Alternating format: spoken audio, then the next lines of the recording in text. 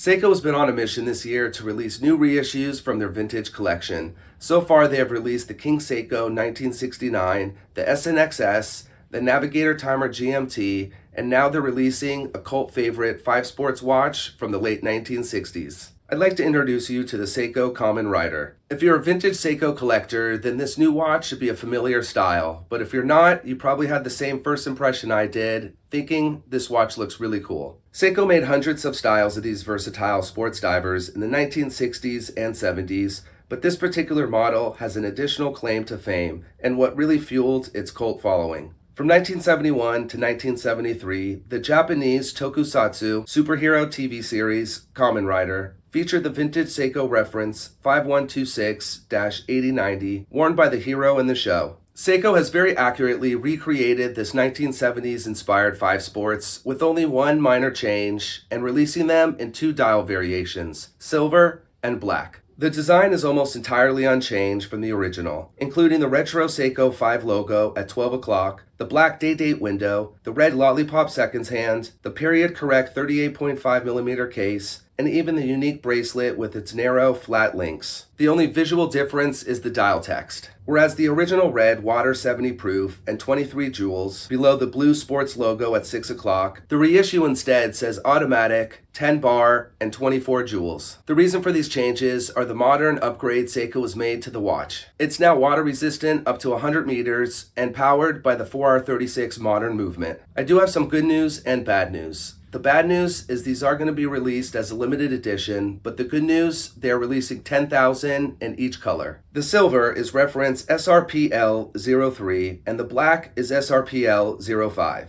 The watches each come with a black rally style leather strap and packaged in a red box, which is a throwback to the original. Both watches will go on sale next month and will have a retail price of $450. When I first saw that these were going to be limited edition, I initially thought these prices were going to be really high, but I'm definitely glad and appreciative Seiko made them a bit more affordable. I really like the cushion style case and recessed crown. The touch of blue on the dial and red on the seconds hand adds a great touch of style. There's some really nice details on these watches, with another standout being the octagon-shaped metal frame around the date window. The bezel insert is equally as cool with the black markers and white lume pip at the 12 o'clock that sits below the insert. I've had the lume pip fall off from banging my watches, so this is a nice design to help protect it from damage. I'm really impressed by these watches and think Seiko did another great job at designing these new reissues. No, the 4R36 is not a good movement at all, and although it doesn't mention the crystal, it's likely Hardlex, which is a hardened mineral crystal. Even with these negatives, these are really great looking watches, and like all Seikos, they will be durable.